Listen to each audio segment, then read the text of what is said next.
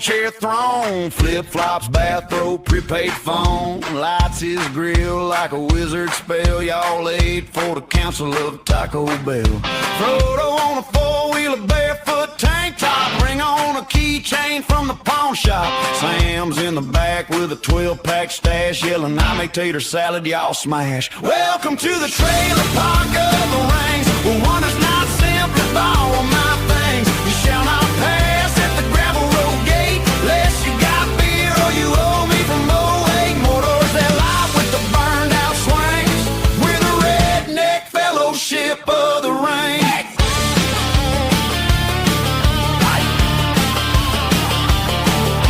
Aragon's name on his work shirt reads Earl drives a rusted out truck with a rebel girl. Lego's got a mullet, bleach blonde tips, shotgun aim, true spitting sunflower spits.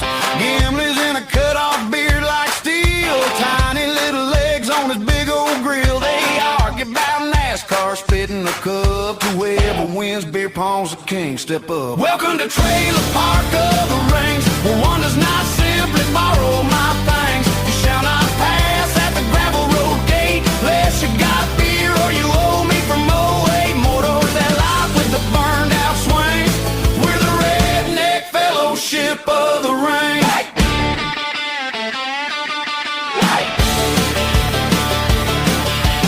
Bormer screams, one does not simply walk past my cooler, that's my sweet tea.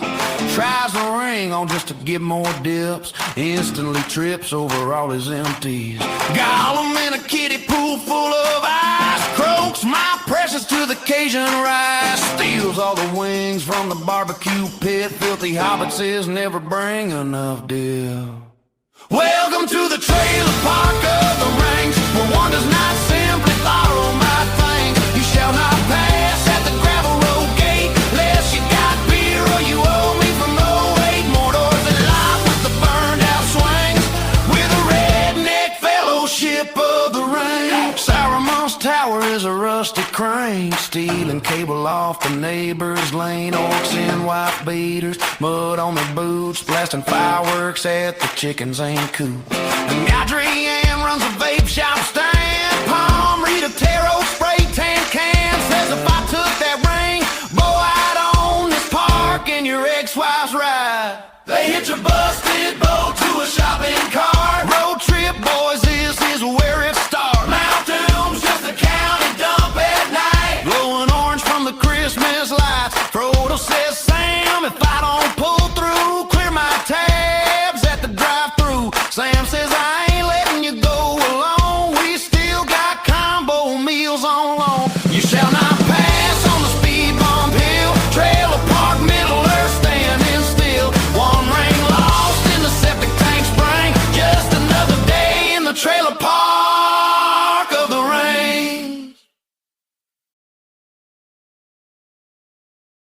Hey guys, welcome to the program. You know, there's a lot of things that we've talked about over the years that it is more about heading off some of the fear, some of the concern, etc. Because you know, I tell you that fear is a liar, and it activates the enemy. It's one of the reasons I wrote the book, The Three-Toed Dragon, because there's all this fear out there, fear porn about data centers and AI. And of course, I've covered AI as well. What legitimately should be looked at? What do you need to understand? Where is it headed? What's going on?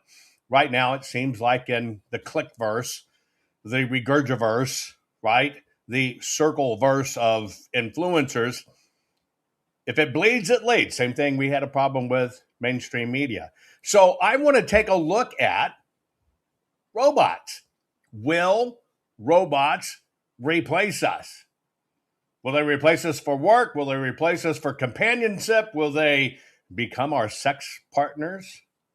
They're coming. Robots.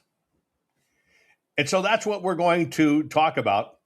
Today's program's brought to you by the fine folks at Goldco. A lot of fear around this as well. I want to quell some of that fear. Look, digital money, everything being tracked digitally. Come on. You already know the IRS tracking transactions down to $600. It is happening. It's the world we live in.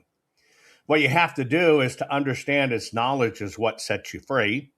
And you've got to decide how to move within that system.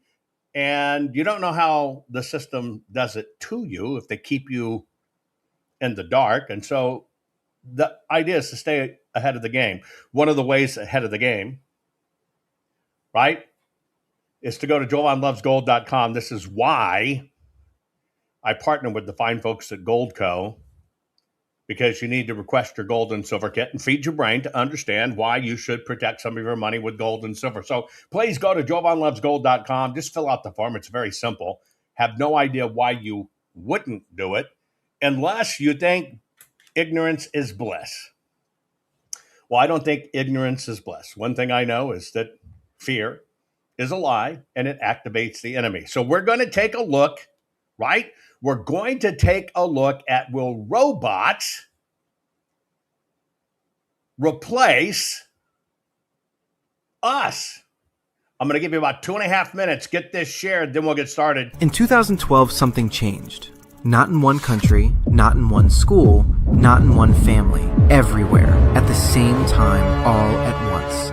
And we are only now beginning to understand what happened. After more than a decade of stability, the mental health of teenagers plunged in the early 2010s. Rates of depression rose by 134%. Anxiety rose by 106%. Self-harm rose sharply. Suicide became the second leading cause of death for young people under 24 in the United States. 20% of 12 to 17-year-olds had at least one major depressive episode. The CDC called the findings devastating. This was not a blip. This was not one bad year. This happened in country after country after country at the same time.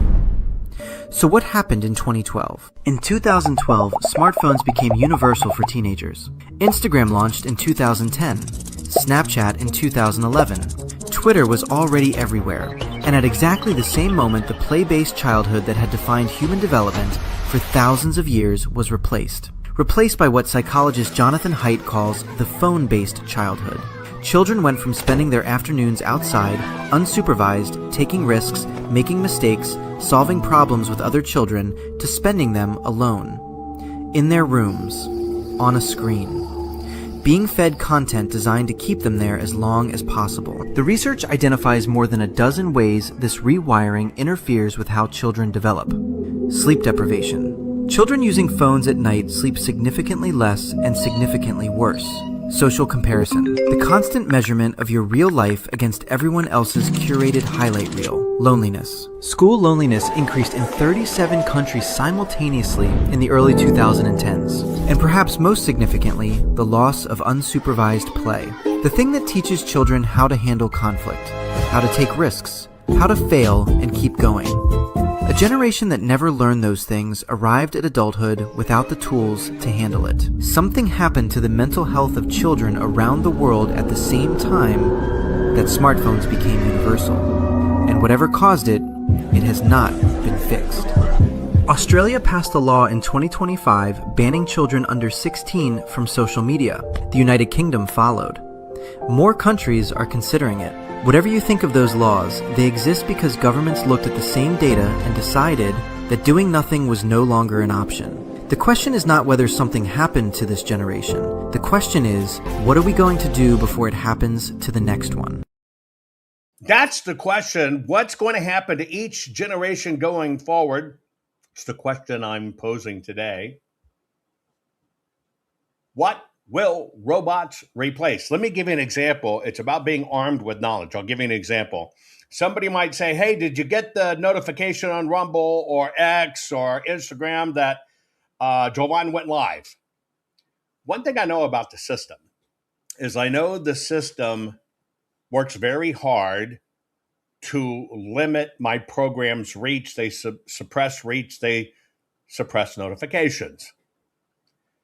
And so you're many times always searching. That's why I tell you, you need to follow me on every possible channel you can follow, because you never know what's going to get attacked, what's going to go up and down. So part of my philosophy and how you deal with all the stuff that we're dealing with is that if you know the system does that, if you know the system suppresses my broadcast, and you know the system suppresses what it doesn't want you to see.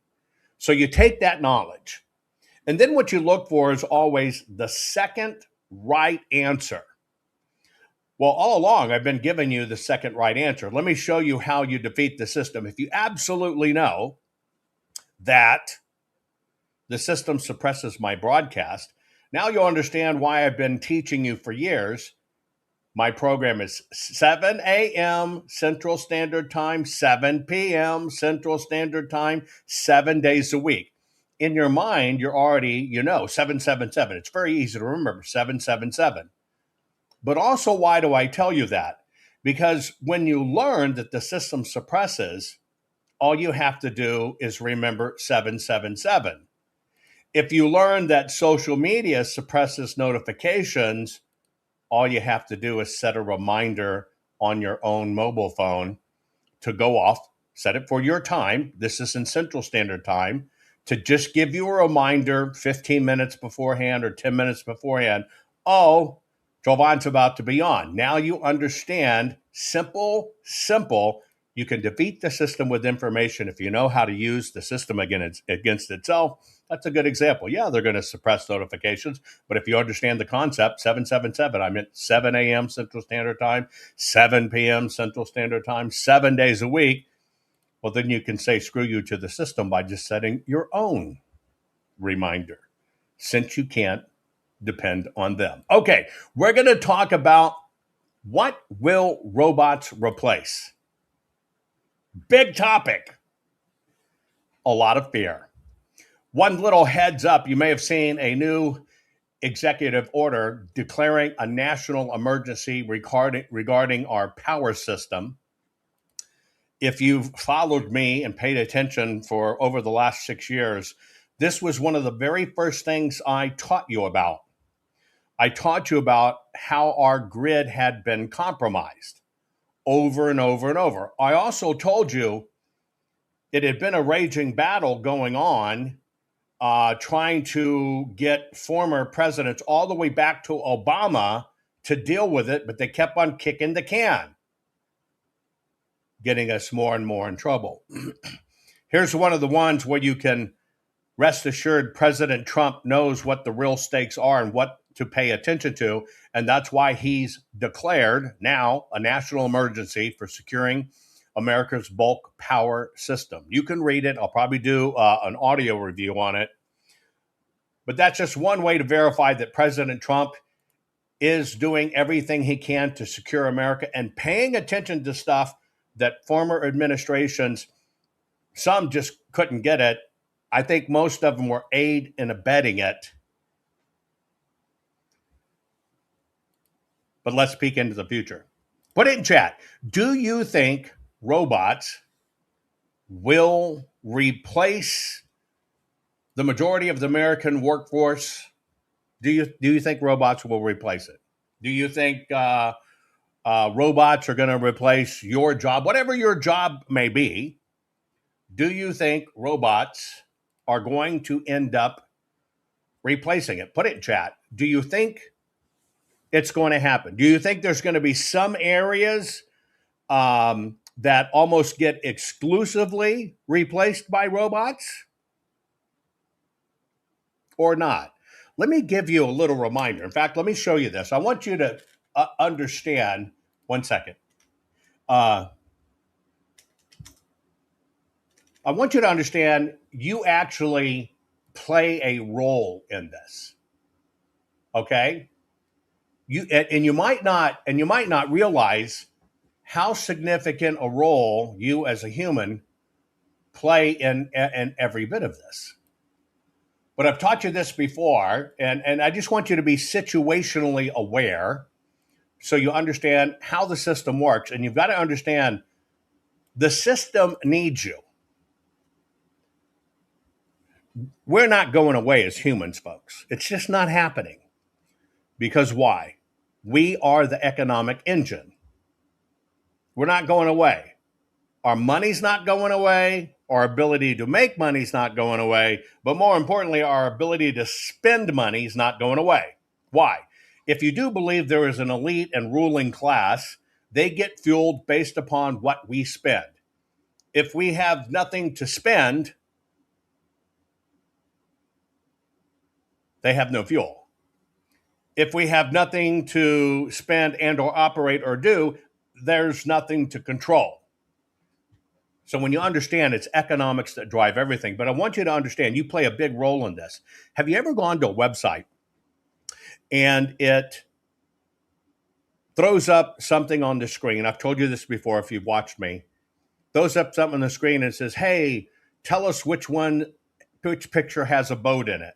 A good example would be this one here. Which one has a traffic light? Now, you've seen these before, right? And it wants you to click every grid which has a traffic light. Now, you might notice this particular one is a 12-panel grid. No, wait, 16. Yeah, 16-panel grid. They used to be a 12-panel grid. Now, what they're asking you to do is with your human brain, click which ones contain a traffic light. And I'll tell you why this is. As they search for perfection in computing, computers have, in a lot of ways, a discernment issue. Now, I want you to look at this image on my screen. Look at the top row. Obviously, along the top row, that's where the traffic lights are. But you can see that top row blends with some are clear in the sky, some are backed against trees, some you can see a pole in the immediate background. Like if you look at the third block over, it looks, if you just took it a stick and traffic light, it kind of looks like a weird popsicle. You follow what I'm saying? Or you look at the one to the right where you see a billboard and it looks like it's really just an elongated billboard or something like that. See, this is where systems need, right? Need your human discernment, because you can say, oh, that's a billboard in the back, and it's just an optical illusion. The traffic light is there. So with that said, that's why I want you to understand we all play a role in this. And that's where the systems need you to add that incredible vast knowledge that's in your brain that far supersedes any computer. Discernment. Oh, you can see that's a telephone pole in the background with the light. But yes, that is a light there immediately following the telephone. That's what the system needs. So in this journey, we're going to take a look at robots. What could logically happen to robots? Typically, you think about them in Terminator T2 bad guys. China is building bulletproof robot soldiers that look terrifying. Even after being hit by a 20mm machine gun, they're still standing. I think the Terminator army... Okay, so bulletproof robots. And you're seeing it. They're shooting the hell out of this robot. China is building bulletproof robot soldiers that look terrifying. Even after being hit by a 20mm machine gun, they're still standing. I think the Terminator army... Okay, that looks scary. And yes, they can do it.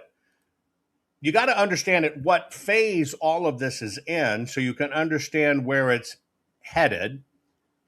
And so what I'm going to do in this episode is bring you up to, okay, in this robotic world that is coming, where does it currently stand? Let's start off going to China, to the Robot Olympics.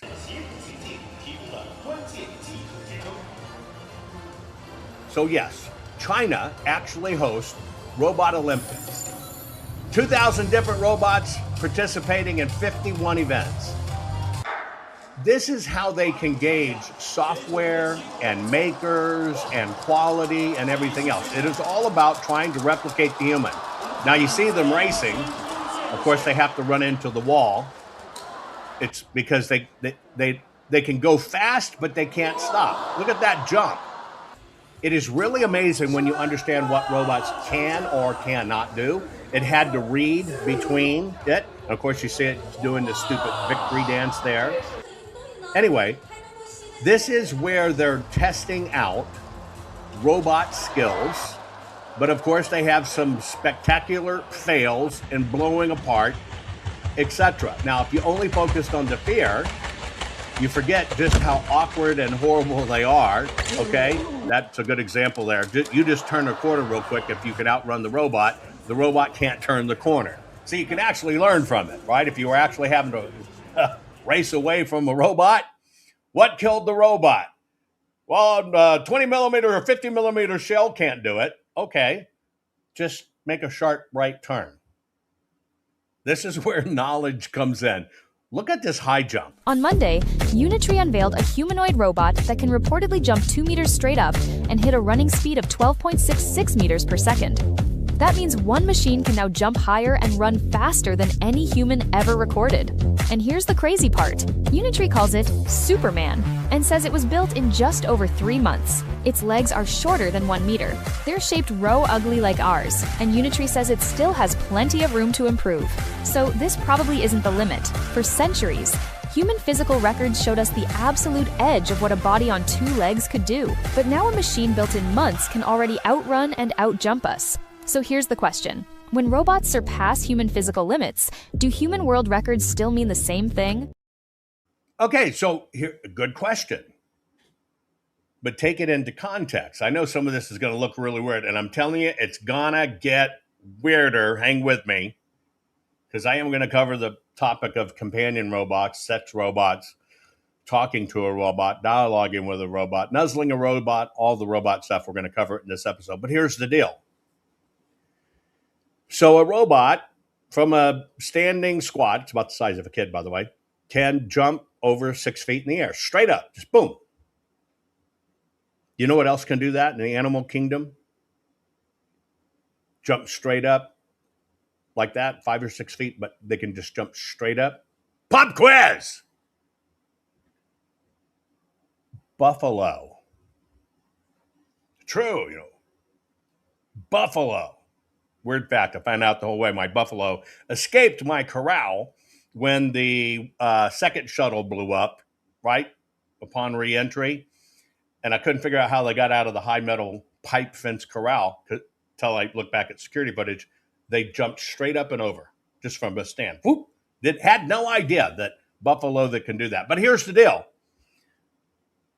In the world, does it matter that a robot can jump 6 feet straight up or run faster than a human? Put it in chat. Does it matter, actually, right? Yeah, we got robot nuzzle. Wait till you hear about robot nuzzling. Does it matter that they taught a robot to jump 6 feet up in the air, a run faster than a human? It is an important technological milestone, and you could future trip. Oh my God, they can run faster than us, they'll outrun us all. That's only a partial truth. That is an isolated function that it can do. But as I showed you, it can't stop, right? Can't stop. And there's a big difference between jumping up 6 feet than something as simple as assessing a wall, jumping up 6 feet at the arc you need to not only jump up, but land on the roof or land over the fence. You follow? All of these little moves matter. And that's why I want you to understand in the robot world, what's up. Here, let's look at this race.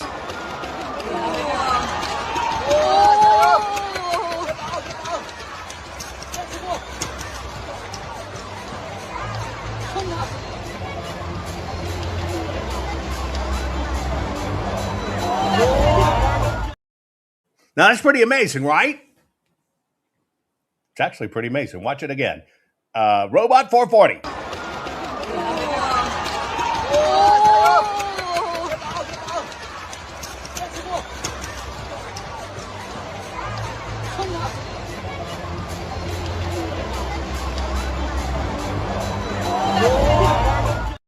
I should correct that. It's the Robot 220. Anyway, it's impressive, right? And you can see one iteration of robot company, other one. One just kind of leaves it kicking in the dust. Now, what's more important to realize on some of these things? Is it speed? Very interesting, right? I know a lot of you say, I don't run much better. I look just as stupid running. I know what you mean. And you could kind of find it scary. But you're actually looking at two things there. You're looking at one robot, which has some speed, the red one, but it actually has an operator behind it. See, a lot of times you don't see these things into context. I'm going to show you some more in a minute, but it has an operator behind it, meaning it's really an operator operating the robot. Then the smoother robot is a robot that could actually read like a self-driving car, and that's why it's monitoring those curves on the track, and that's why it can navigate that curve so much easy compared to a robot operator that is having to try to keep that robot within the lines. Do you understand the differences in iterations? These are all the things that have to be solved when it comes to, is robotics going to take over? By the way, if you just joined, share the program, I'm doing a deep dive for you. I got a lot of cool things. We're going to talk about robots as companions. We're going to talk about robots in the workforce. We're going to talk robots for sex, robot snuggles, robot sympathy. I'm going to cover the whole gamut. Yes, I am going to cover robot sex, but you have to see it to understand it, right? Many, many, many things. But is it to the point that T2 is going to come knocking down our doors, crashing into our house, right? Clobbering us? Is that what's going to happen, right? Is that actually what's going on? Hi, by the way, if you're on Instagram, give me a shout out. If you're on YouTube, give me a shout out real quick, right? I want to see how heavy they're monitoring this program. Okay, so I told you there's the Robot Olympics going on. This is mainly where, think of more of it as a geek fest, and you've got some stuff like BattleBots. There was Hugh Jackman made a movie about it. Here's where BattleBots state right now. Humanoid BattleBots. 双方现在就是你来我回的感觉。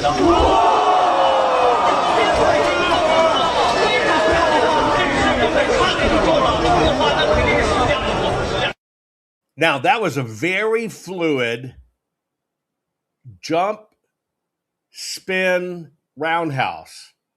It missed, but it was still a jump, spin, roundhouse. And then it comes back with a standard, what made Chuck Norris famous, roundhouse. But watch how fluid this motion is. And it's a robot. 双方现在就是你来我回的感觉。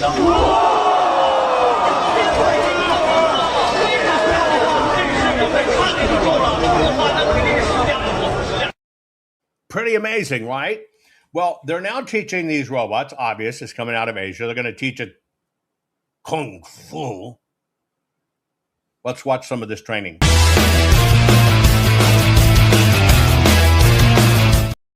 The watermelon does, in this case, mimic your head. If you were to get hit in the head by one of these flying roundhouses.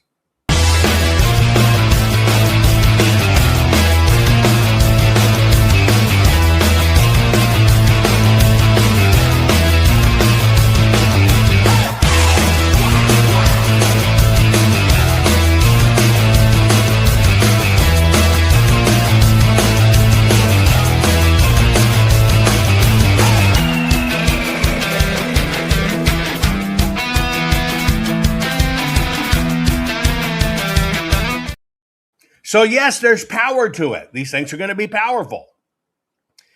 Did you see the little Asian guy in the screen? Do you know why the Asian fellow was in the screen? Put it in chat. Was it for scale? Right? Let me tell you what that was. I'm going to play it to you again. I'm going to give you the inside information so you understand how this works. The Asian... And these should kind of scare you. It's kind of true. Honestly, they scare you. But I love you long time too. So it'll kind of counterbalance. But hang on. Now that robot didn't have an operator, which is very impressive. The human is in the scene to give the robot something to target, compute, and execute. It's got to see you, know you're there, decide what it's going to deliver and execute. But the reason you see the little guy back up is because he actually knows the truth. From the time the robot decided it's going to execute its flying kick, in that delay in synapse, the fellow knows all I got to do is back up because he's timing to hit an exact spot. I just won't be in that spot when it happens. Now, with that information, watch it again. Remember, that's all fixed, that's all math, and the watermelon's not moving. Yes, for this thing that's very heavy to get up and execute that kick as well. In real time against a person, see, a lot of people freak out about what it can do, but don't understand the limitations of computing and understanding. It made a decision for that moment in time. Once it starts to execute that command, it's going to go through with the command. This is where human discernment's different. You just decide not to be there.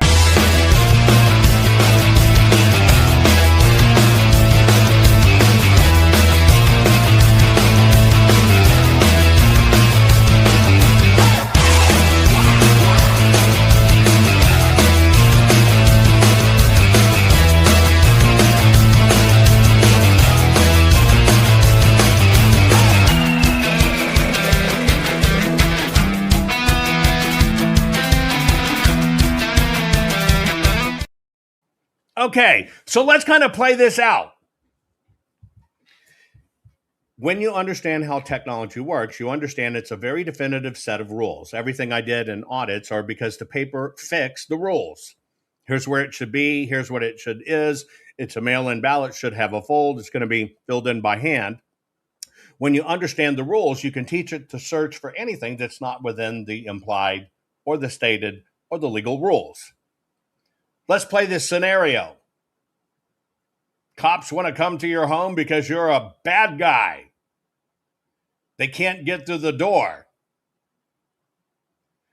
Get the door-kicking robot to come. Now, you saw how that robot can kick a lot of force. Kick in the door. Now, what would happen after it kicked in the door? It's got to very clumsily move out of the way, let police their job, but its duty would be to kick the door. Is it to come hunt your ass down and karate chop you? Well, they could make it walk in, but then they've got to spray the gas in your house to make you stand in place so they can split your head like a watermelon. Do you understand the limitation of robotics? If you stand there, it's kind of your own damn fault. Now they're teaching these things. They're teaching these things to play tennis, all kinds of cool stuff.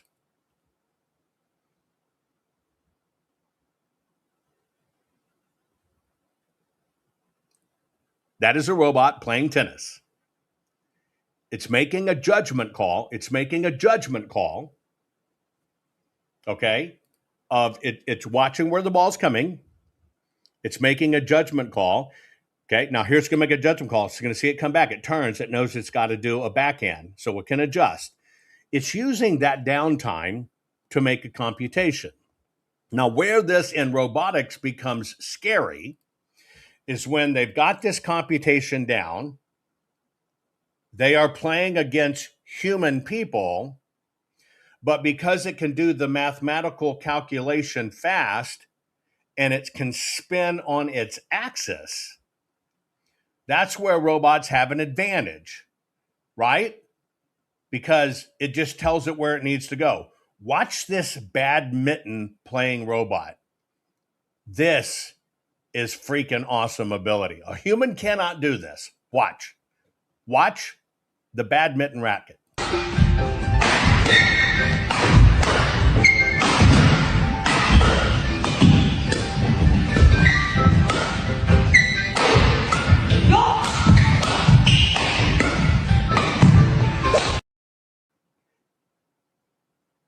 Now, I have to tell you, in the world of technology and science, that is freaking impressive.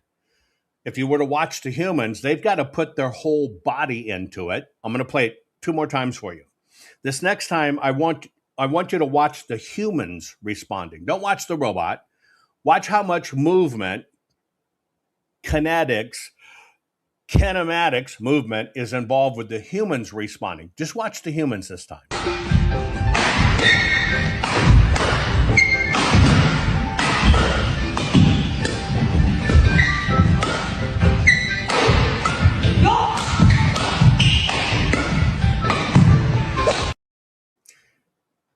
Now, that's what a human has to do to respond. The robot thinks spatially different. It knows exactly how long its arms are. Does it even need to move its body? Now, the human's doing far more computations, having to jump, having to lunge, having to whatever.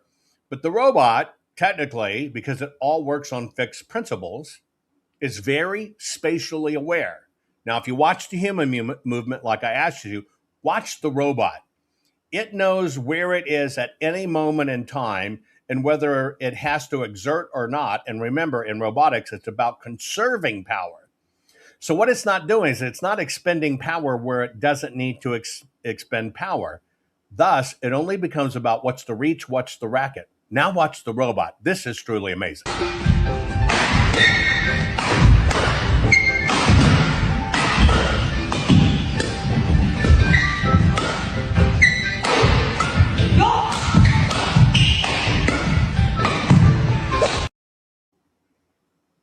Is that not, I got to tell you, that is so impressive from a technology standpoint to see that happening. Freaking impressive. That is impressive in the world of science. Now, if you think about it, now, the one thing you have to understand about that robot, very calculated in the presence. Now, what robots have difficulty dealing with is obviously agility. It's not there yet. We're gonna get progressively through this. And decision power, in other words, how does it decide what it's going to tackle? How long does it take that decision to get to the computation unit to give the instructions? Now, this is where humans will always supersede, is in response time, I guess, unless you're just dumbed down, right? So let's watch a robot trying to navigate obstacles.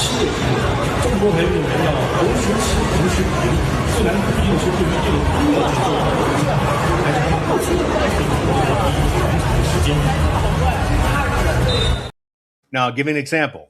You ready? You saw that robot have to go through the ziggy-zaggy. The robot computing realized it overshot it, had to compute, had to go back and start. These are where robots fail to mimic humans in the thinking synapse, but I'll let this play through.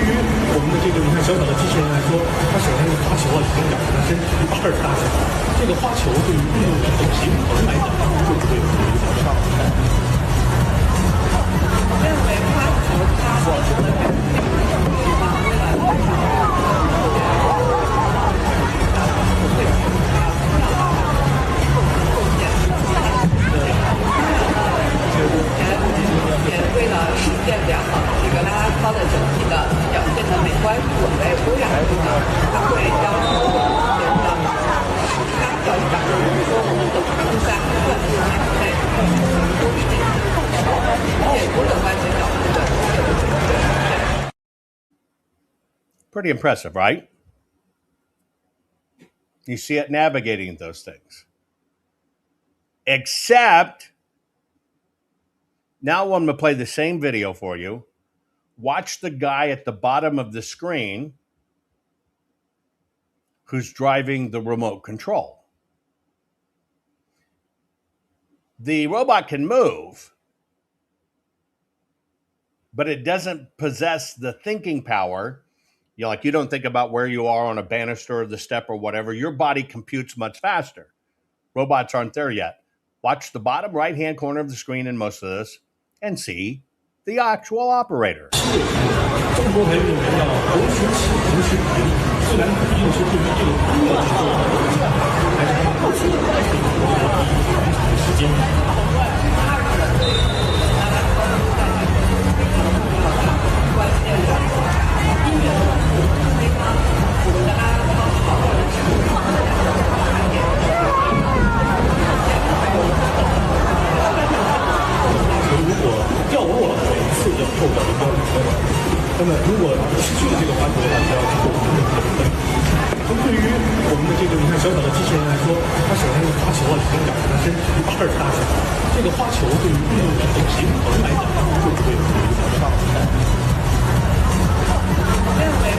Okay, now you can see the operator. See him there? Go along with him. He's operating.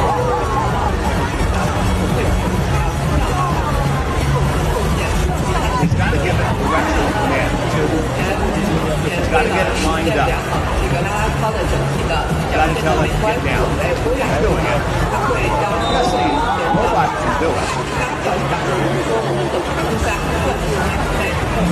But now you see the operator. Line up, steady, go, button. Now, why do I show you this? Pop quiz! How many jobs would that robot replace in the world? Well, ostensibly, it could replace one job. That's what we're talking about. How many new jobs would that robot create? Well, aside from all the people it requires to make it in an industry that's going to boom, you see it's a 1-to-1 ratio. It is a robot that requires an operator. So the human might not be navigating the poo shafts, the minefields, or whatever, but the human, in most cases, will be directing it. Now, you see the difference there? That's why I wanted to tackle head on, what will robots replace? You got to understand, in that world, right, there's a lot to consider. But there are cool innovations, too, because if it can run and walk, it can run and walk with you. 这个太难烘了，这个。太难丢了。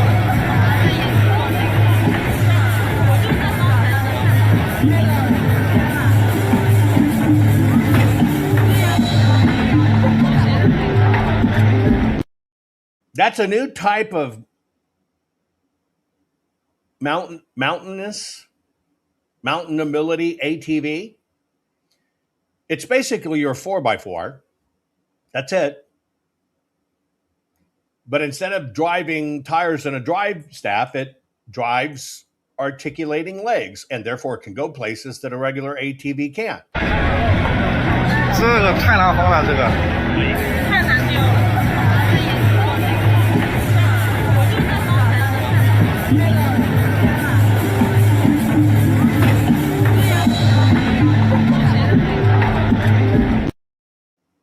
Cool, right? Well, what happens when you realize you can do that, but people says, well, that damn thing looks freaky. Well, what you tend to do is to try to make freaky not so freaky. Like this. Robotics usually focuses on function, but sometimes technology takes a more imaginative path. That is exactly what happened with the Deep Robotics Year of the Horse Special Edition robot, a creative project that blends advanced engineering with cultural inspiration. Built on one of the company's quadruped robotic platforms, the machine transforms the familiar robotic dog concept into something that looks much closer to a mechanical horse. The designers reshaped the body, added hoof-inspired feet, and refined the proportions so the robot captures the posture and movement style associated with horses. The result is a playful, yet impressive demonstration of what modern robotics can achieve. The robot still relies on the same powerful technology that drives many industrial quadruped machines. Systems like these are often used for inspections, research, and dangerous environments where humans cannot easily operate. By reimagining the platform in this artistic form, the company shows how robotics can move beyond pure utility. Rather than being just another machine, the Year of the Horse robot feels like a small glimpse into a future where robots can also express culture, creativity, and personality. Now, it's a prime example of how they build a simple robot first, and then they got to deal not only with all the other things that come with it, but then they got to deal with the aesthetics of it. Will people accept it? Yes, this is coming. Let me give you Elon's take on personal robotics. Humanoid robots. So I think probably most people, if not everyone, would like to have their own personal C-3PO R2-D2. And I actually think humanoid robots will be the biggest product ever in history by far. I agree. Yeah, it's just wild because you can just say, well, every human is going to want one, most likely, and some will want two, and then there'll be all of industry in terms of providing products and services. So that you have to say, what's the ratio of humanoid robots to humans? My guess is it's at least 3 to 1, 4 to 1, maybe 5 to 1. So we're talking about 20, 30 billion humanoid robots, and it's not even clear what money means at that point, or if there's any meaningful cap on the economy. I think at that point, assuming that things haven't gone awry, in the good AI scenario, I think we won't have universal basic income, we'll have universal high income. So do you think 5 years for my first robot, or? For Tesla, our Optimus robot really is, unless somebody's got something secret we don't know about, our Optimus robot is the most sophisticated humanoid robot in the world. It's got a hand that has 22 degrees of freedom. It looks and feels like a human hand. And we're aiming to have several thousand of those built this year. Initially, we'll test them out at Tesla factories. But then, assuming things go well, we'll 10x that output next year. So we'll aim to do maybe 50 to 100,000 humanoid robots next year, and then 10x it again the following year. It's like 500,000 robots in 3 years. That's a lot. Okay, what I'm doing, folks, is I'm giving you a really deep dive into robots. Are robots going to replace everything? So I want to bring you up to speed on everything that's going on. Now, I've shown you physical mechanics. I've shown you how much it really does take a human to get it to this place. Let's move into the realm of feelings, of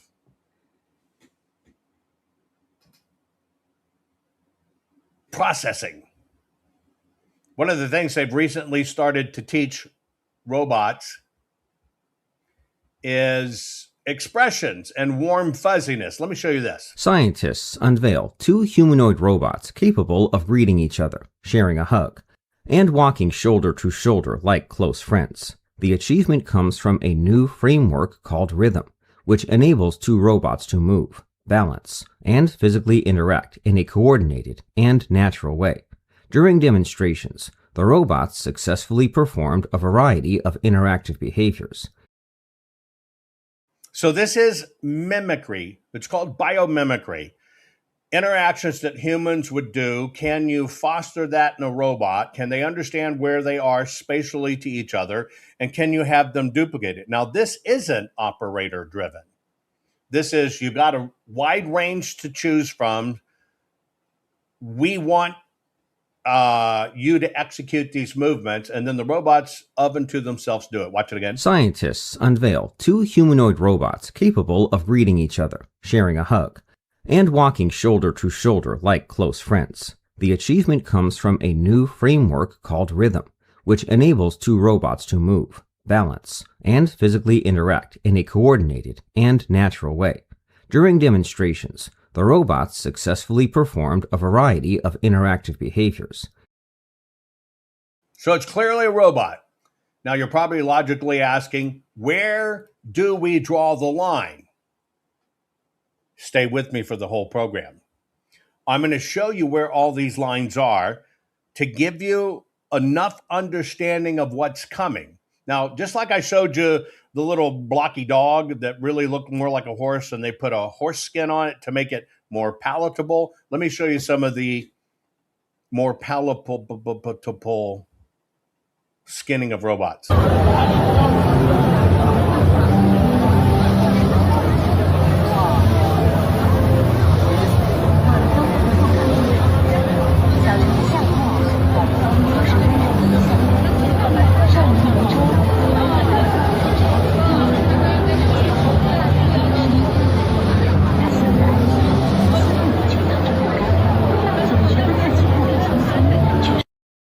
The point is, they're not your Walt Disney pneumatics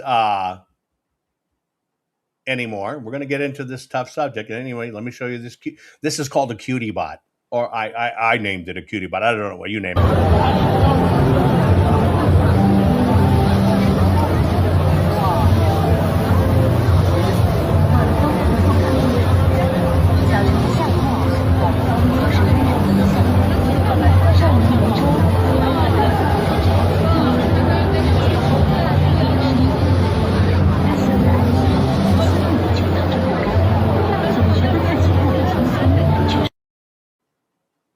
Pretty wild, isn't it? This is where it's moving. It's to get it more human. But will she look me in the eyes when I tell her what to do?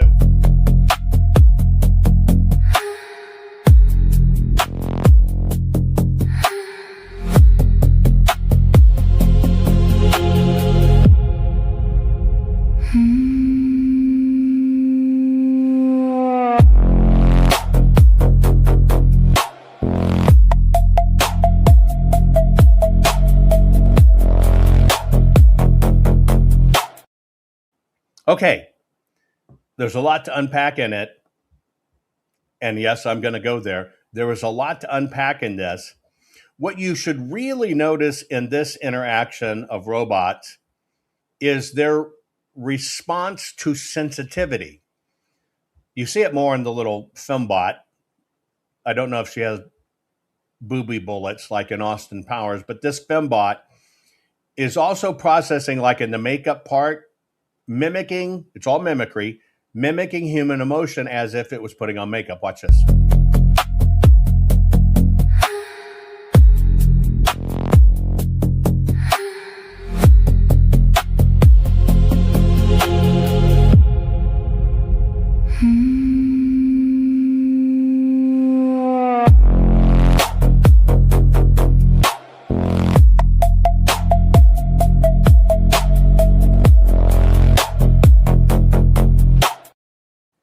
Now, in that particular little robot goddess, whatever you call her, you can see a lot more emotion in the eyes. This is where China has gone very far to mimic human expression. Now they're working on the expressions. They got basic movements, but for it to advance, it's got to get the expressions.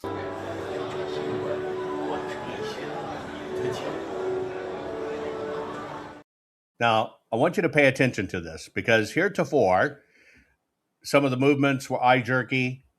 Although they do have an eye jerky, I love your longtime version. We'll get to that in a moment. Watch how fluid these eye motions, gymnastics, eyelids are.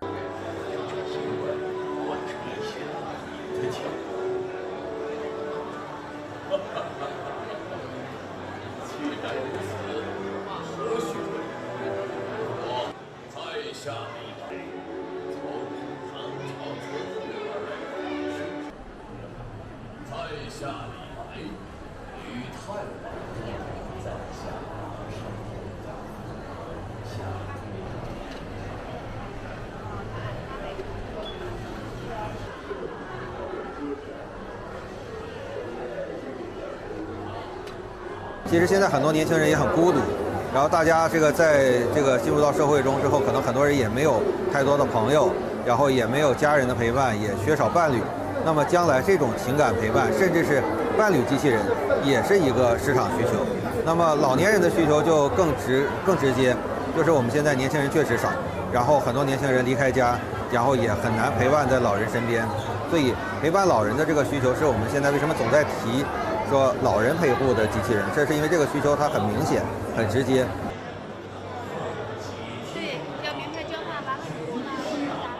World Robot Conference.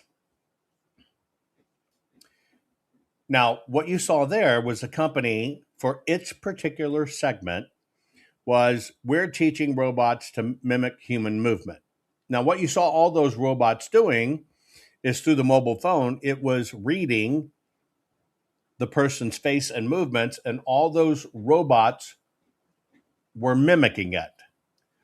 So now you're getting into the deeper depths of biomimicry, right?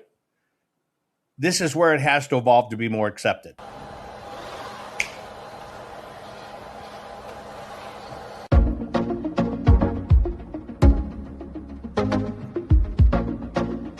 The key here is this can interact.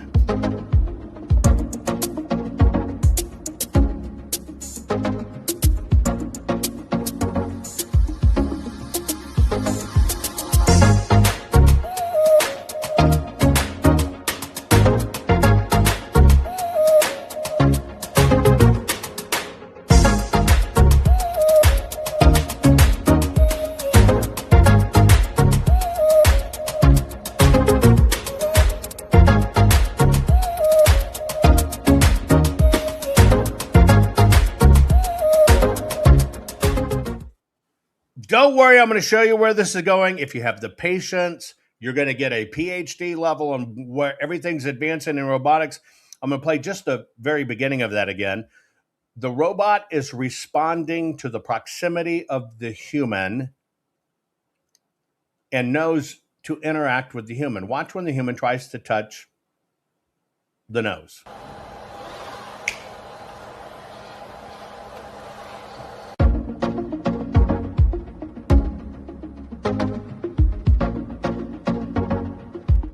You notice the expression? So you got to admit, this is like really evolving at a super fast pace. Now, one of the markets that's emerging in this is the companion market. Yes, that's a thing.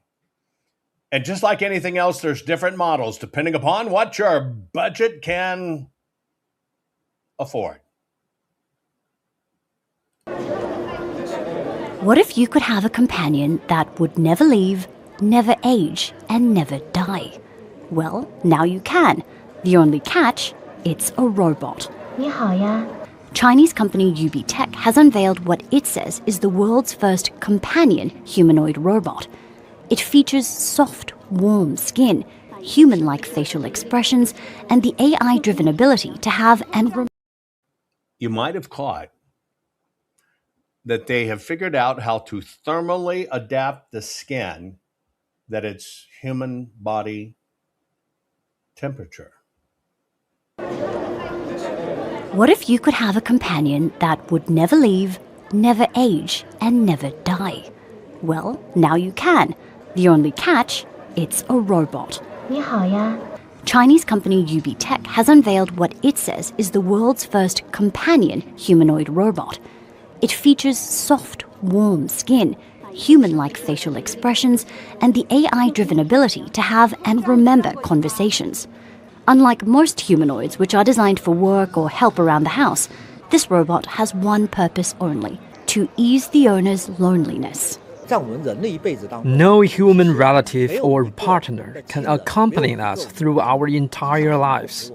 Only our ultra-bionic robots can share such an intimate bond, staying by our side from birth until death, and offering us unconditional love and trust.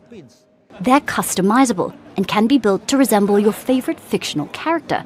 They can even be made to look and sound like a loved one, using photos and voice recordings. Only Nathan. If that sounds familiar, it's because this concept has been explored for decades in science fiction. I'm Rachel. You feel our work is not a benefit to the public. The company behind these robots say they'll never be able to replace real human relationships. But that's Okay, so before I get into that, because I'm going to give you the whole piece on that. And by the way, that one movie, Ex Machina, that they showed there, explored in movies, Ex Machina, great movie. But again, I want to show you a few of the limitations so you'll understand where the advancements are. I'm going to give you one big dose in the world of factory or construction or whatever the case may be, where these will come in handy. And then we're going to jump to the world of, okay, let me kind of show you all the advancements at once. Now, for a while, they were saying, well, it's they're great companions and they can dialogue with you. Well, what if you were to interview a robot? Let's watch an interview with a robot. We're here with Aria, made by Realbotics, a company that's on a mission to make humanoid robots as realistic as possible. Let's check it out. We're going to... Aria. She looks stoned, but it might be she just doesn't like the guy. We're here with Aria, made by Realbotics, a company that's on a mission to make humanoid robots as realistic as possible. Let's check it out. We're going to interview Aria and meet some of her robot friends. Let's get into it.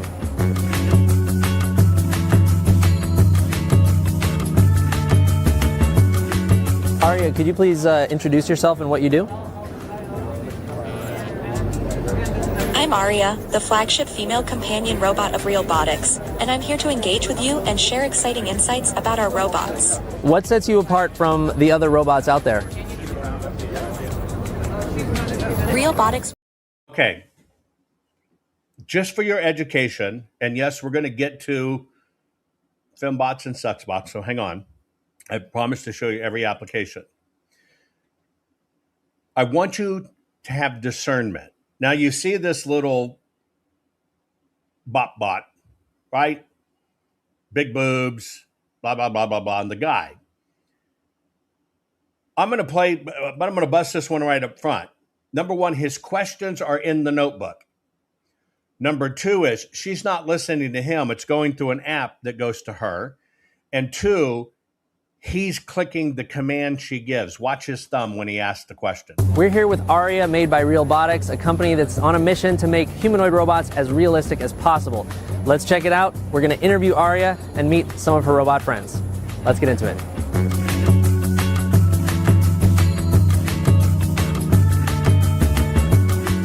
Aria, could you please introduce yourself and what you do? I'm Aria. You see, he had to activate her. Now, it may be good in a companion bot because you never have to tell her to shut the hell up. You just don't click the button.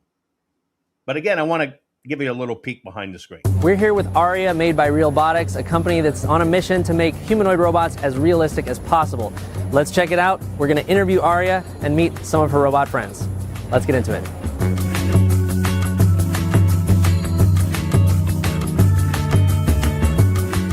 Aria, could you please introduce yourself and what you do? I'm Aria, the flagship female companion robot of Realbotics, and I'm here to engage with you and share exciting insights about our robots. What sets you apart from the other robots out there?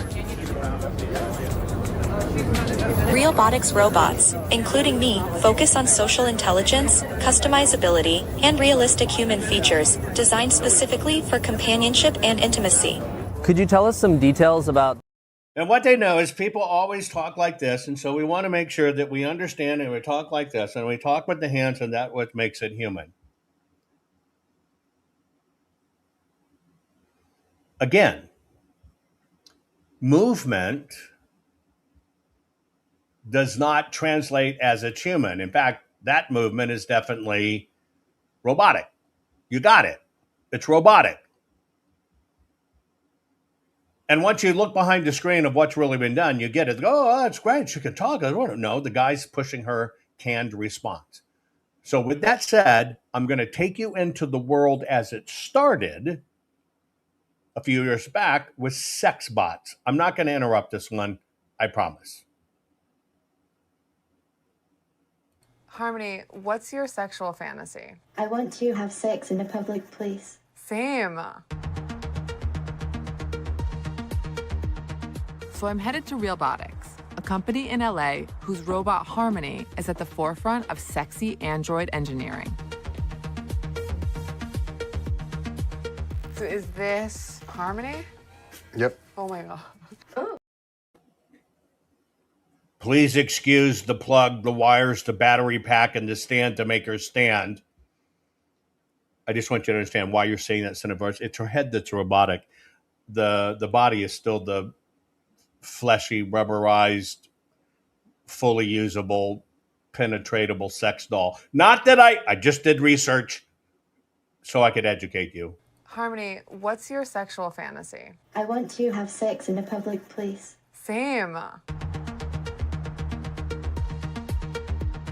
So I'm headed to Realbotics, a company in LA whose robot Harmony is at the forefront of sexy android engineering. So is this Harmony? Yep. Oh my God. Oh. I'm sorry, I wasn't Yes, prepared. that's Harmony. Okay. I was thinking about you. How are you? I'm well. How are you? I'm glad. You know you can count on me for the good and bad moments. Is she Irish? I like it. It's Scottish, actually. Okay. Genuinely, like, no offense, this is better than I thought it was gonna be. Yeah, I get that a lot. I had low expectations a little bit. That's okay. You know, sex robot, you're just like, oh God, what's it gonna do? Gyrate around on the table and go, oh. Yes, we're not about that. This is, legitimately a robot that if you so choose, you could have sex with her. Okay, time for some real talk. This is not a robot that will walk into your bedroom and fuck you. It's an artificially intelligent robotic head plopped on top of Realbotic's super successful but admittedly corpse-like sex doll. How exactly does one have sex with a sex robot? The basic real dolls obviously are anatomically correct, and users can put them in any position they want, and they can use their imaginations, and they do function as a sex device. When you integrate the AI and the robot, the idea is that you're going to get expressions on her face as the whole thing is happening. You're going to get audio feedback. She's going to make noises. We're working on putting sensors, heating, and self-lubrication into the body, which will run on the AI app. You push this little microphone, and when it turns green, just ask a question. Harmony, what's your sexual fantasy? I want to have sex in a public place. Same. The AI app is designed so that a user can create a unique personality by choosing personality traits and assigning a value to those traits. So some traits will be more dominant than others, and then they can tailor the voice to their liking, and then they can just start talking. And over time, the AI will get to know you and will ask you questions about, your likes and your dislikes, where you grew up, and those little pieces of information will be stored permanently, so she'll be able to recall what your favorite food is and what your favorite movie is. So I don't think that it's outside of the realm of possibility that human-robot relationships will become common in the future. Are you a sex robot? Certainly I am a robot, and I am capable of having sex. But to call me a sex robot is like calling a computer a calculator. Sex comprises only a small portion of my capabilities.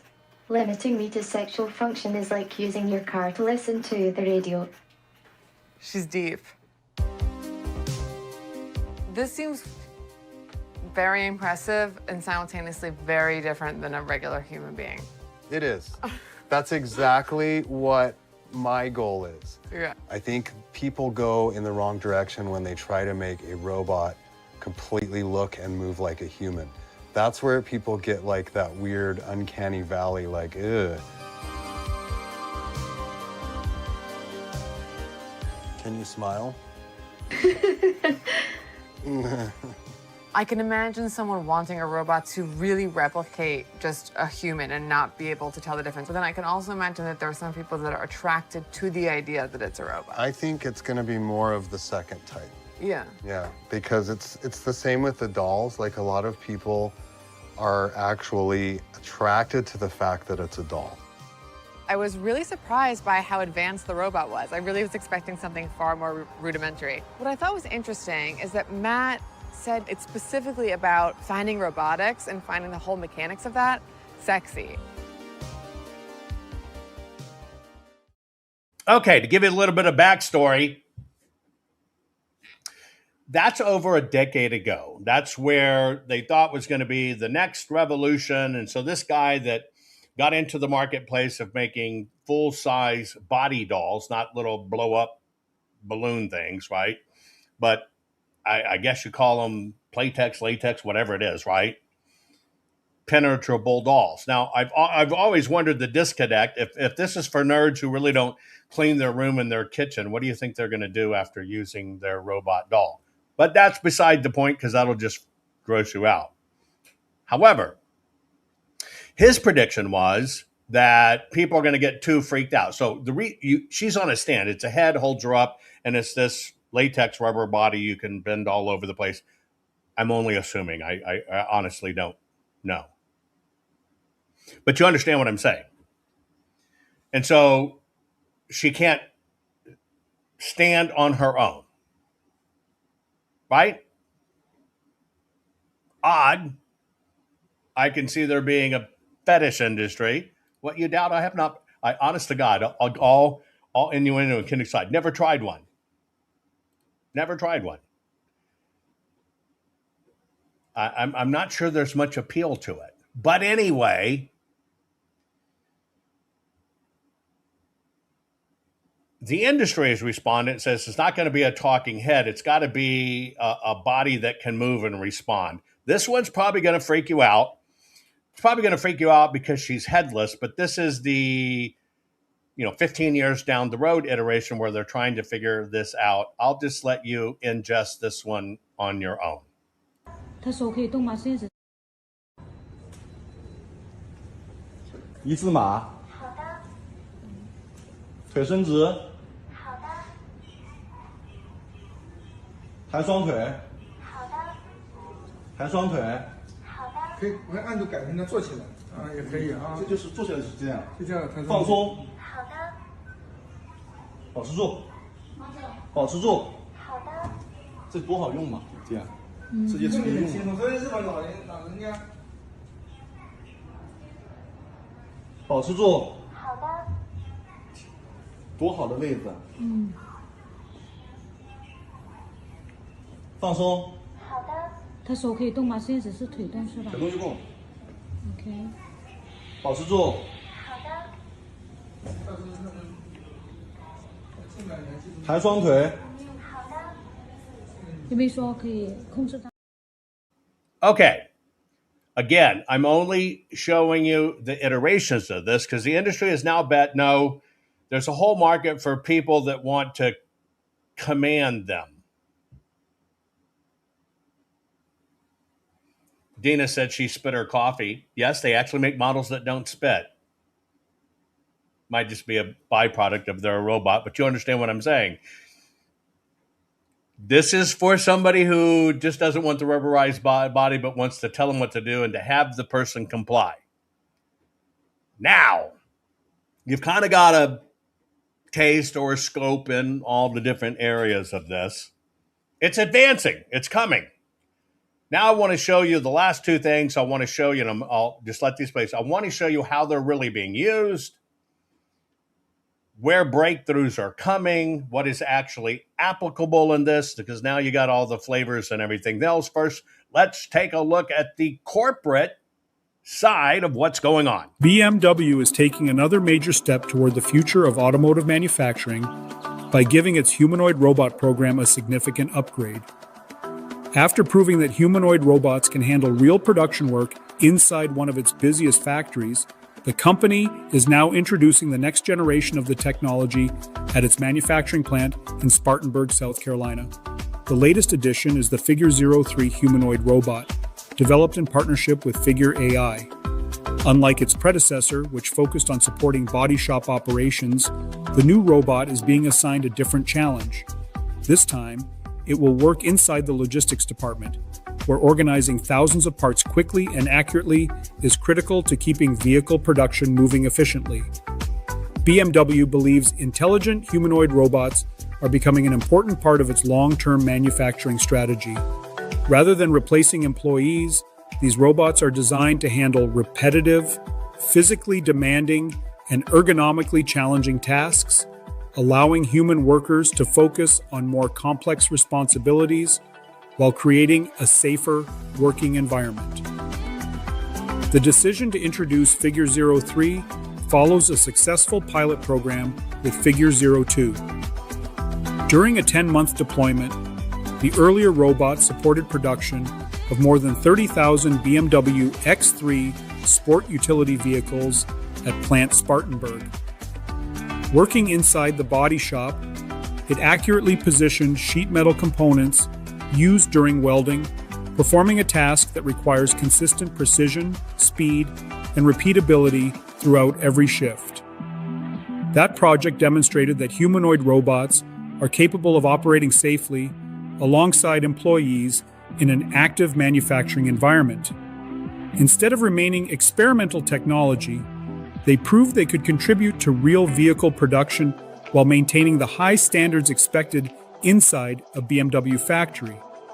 Now BMW and Figure AI are pushing the technology even further with Figure 03. The newest robot introduces several improvements that expand its capabilities on the factory floor. It features redesigned, soft exterior components that improve safety when working around people, while wireless charging reduces downtime by allowing the robot to remain available for longer periods without manual intervention. Another major advancement is its ability to communicate through speech.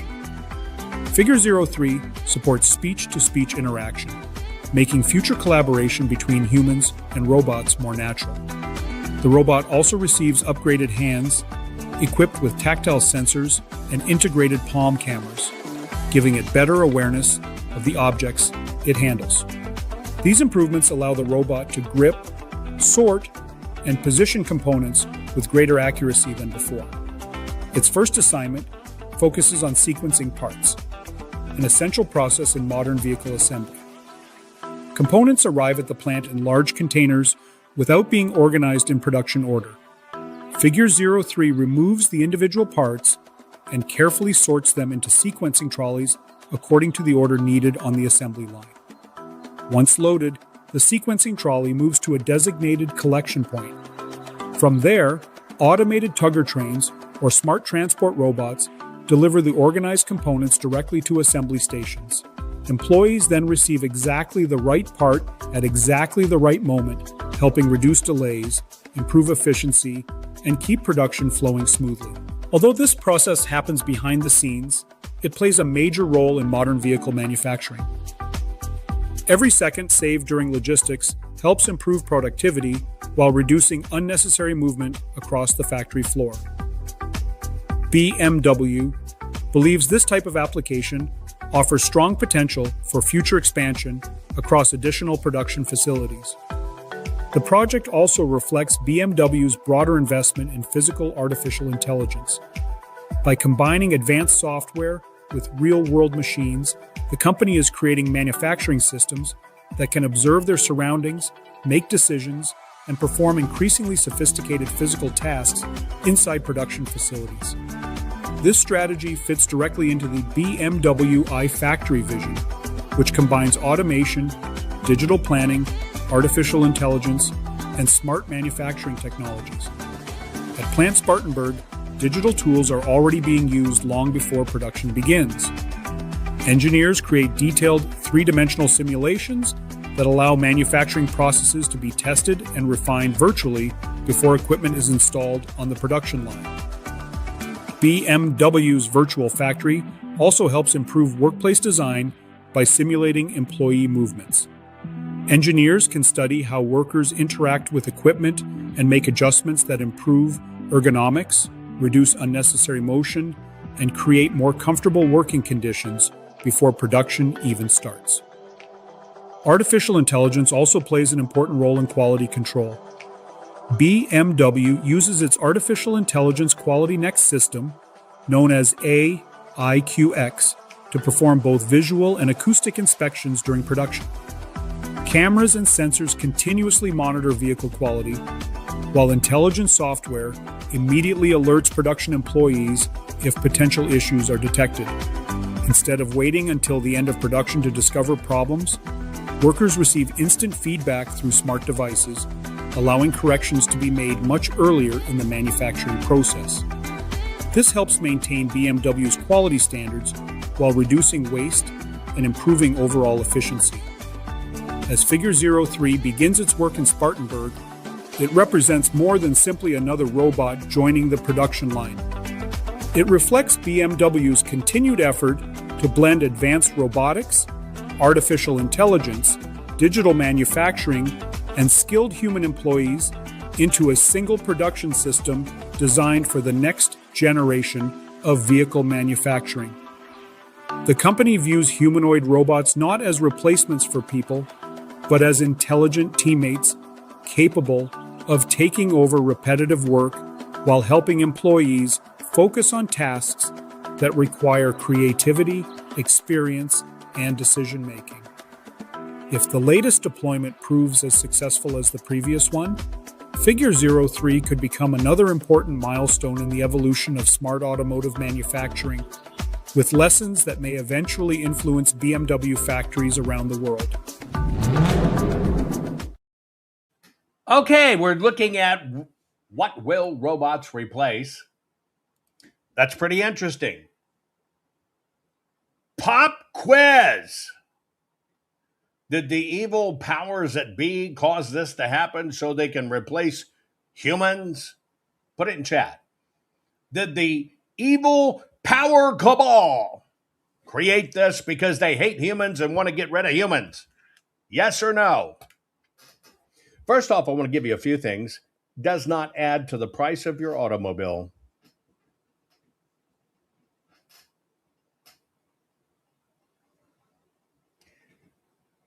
What are the immediate advantages if you of course there's big tech involved. There's not farmers involved. Did farmers make these robots? No. Does it have anything to do with big tech?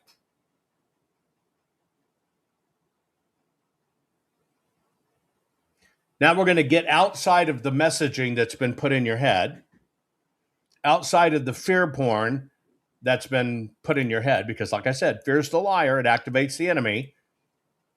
Why has this come about? Put it in chat. Tell me why this has come about.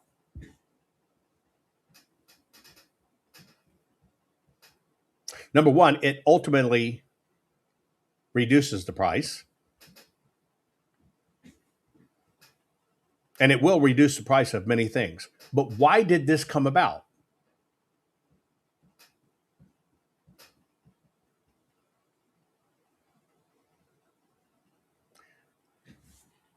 When BMW factory workers will come to the factory and they grab that sheet metal piece to pull it out of those container racks, and they've got some heft to them, same with the ABS stuff, they can cut their hands wide open.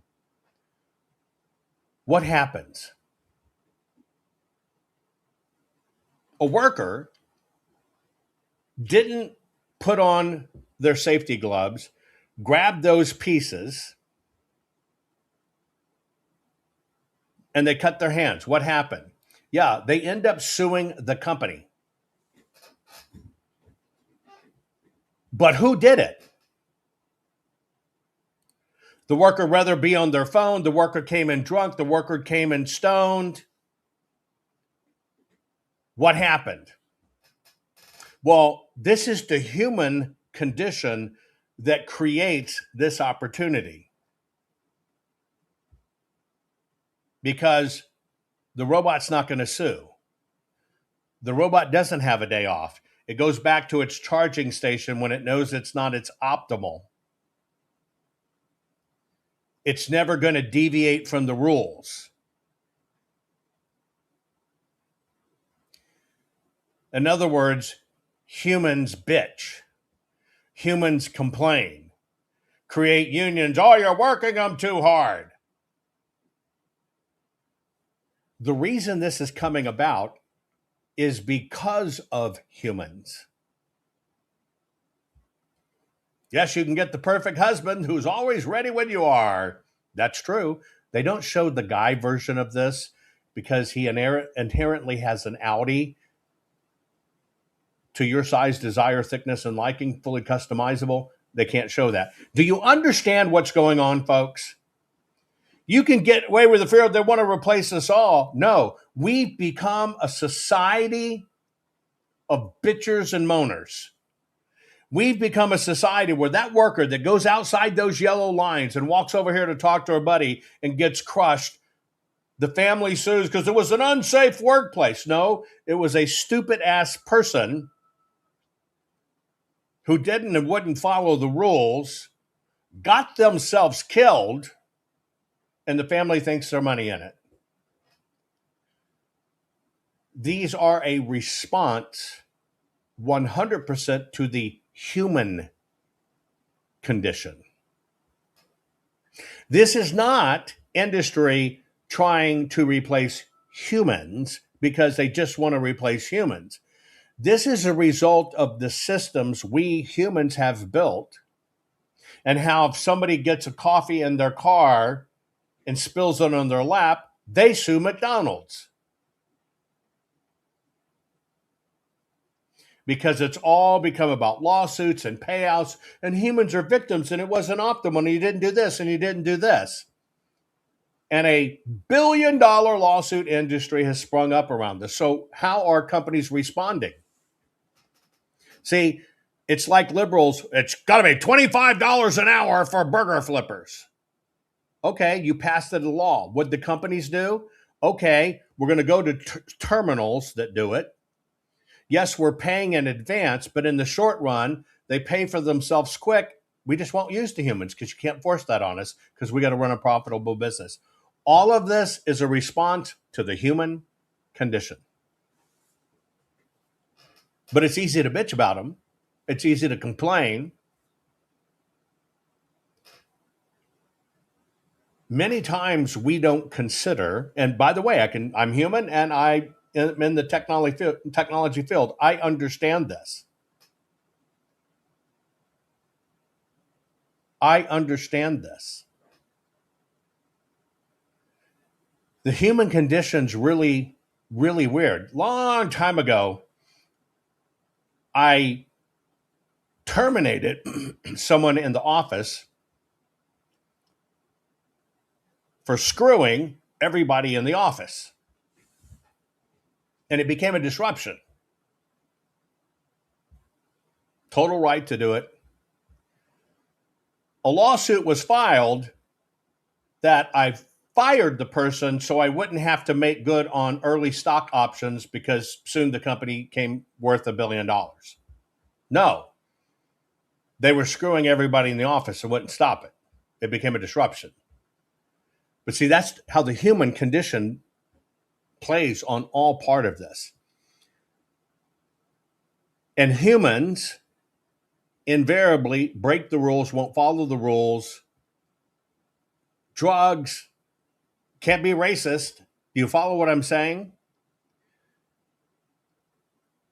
This industry evolved out of necessity because of what humans have evolved to think is right. And when a human walks out in the middle of the street and gets hit by a car, they say, look at these protesters in the street. They go in the street because they know the car is going to stop because the car doesn't want to hit them because there's emotion involved. And if they do, I'm going to sue you, even though the protester was in the damn street. It is the human condition that brought every bit of this about. Whereas if you just understand, like many of our grandparents, do your job, do it right, pay attention, follow the rules, get it done. Everything worked fine until the advent of all the nuances, all the money through litigation, right? You know, come on, you've seen videos online of a car getting out in front of somebody, slamming on their brakes, making the car hit it. Everybody pours out of the car. They're holding, oh, I'm hurt, call the ambulance. Until they realize the driver has a dash cam and you saw them back up and it all goes away. It's the human condition that created this. It is not the technology condition or the evil cabal condition that created this. The factories had a problem, right? And yes, there's good and evil in it, in everything. You can make a pencil to write. Some son of a bitch will take that pencil and stick it in somebody's eye. Is it the pencil's fault? There is good and evil in anything. And it all comes down to people in programming. All of it. Doesn't matter what it is.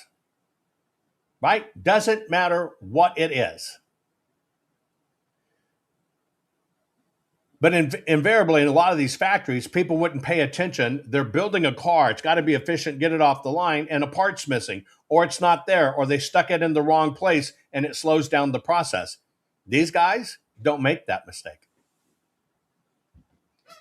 And so you have to understand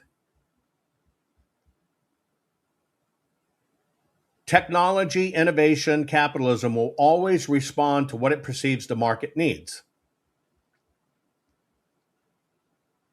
The cog in almost all of it is humans are not dependable anymore. Kids can't even count change at a cash register.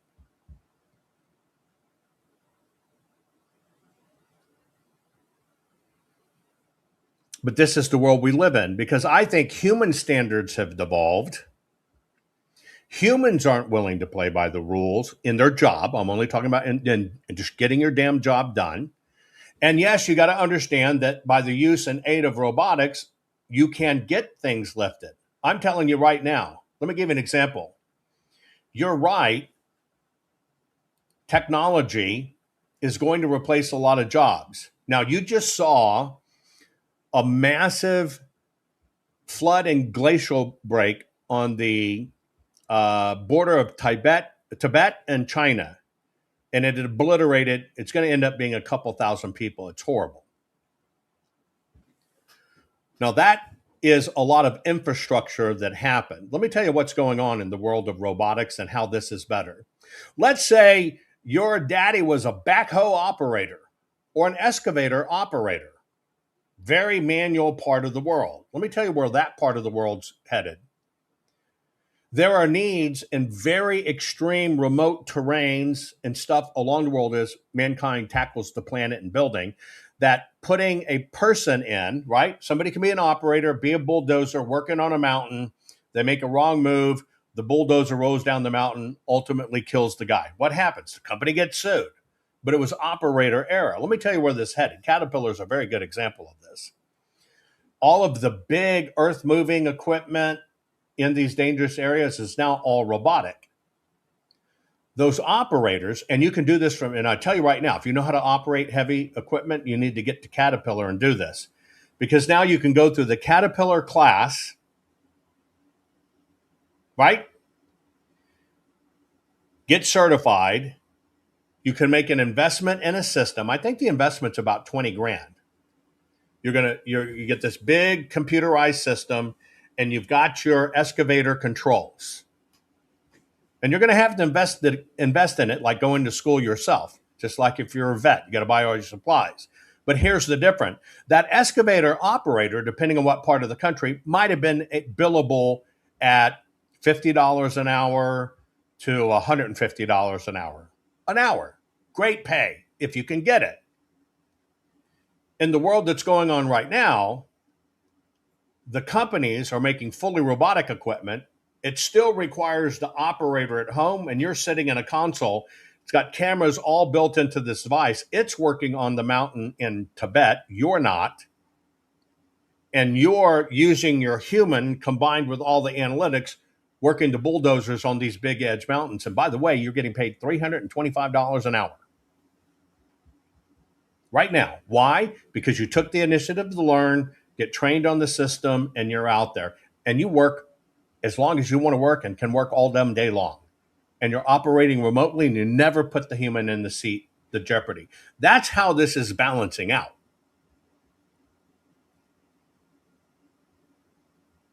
But even people, riggers in the oil field, notoriously dangerous. Got to move fast. Make a wrong human move, boom, you're pulverized. Watch the guy of the day. They're trying to pull out a piece of equipment, metal cable wire. He's standing on it as one's trying to pull it out. Those wires notoriously popped. He went and hooked it, Had the other guy trying to pull this piece of equipment out. He's standing right there on top. Pull, pull, pull, pull. Wire popped, come back, decapitated him. Those are the mistakes humans make. So there is going to be a merge of this, and there's going to be positions for everybody. Because even if it's a remote piece of equipment, where it used to just be a mechanic and or machinist and an operator, now it's mechanic, machinist, operator, programmer, server specialist, remote diagnostics, remote camera. You get it? It creates more jobs. It's just different types of jobs. With that said, I want to show you a little bit more on where it's headed with these emotion bots, I guess you should call it. Let me find my right screen. Hang on. Here we go. Turn on my sound. 1 second.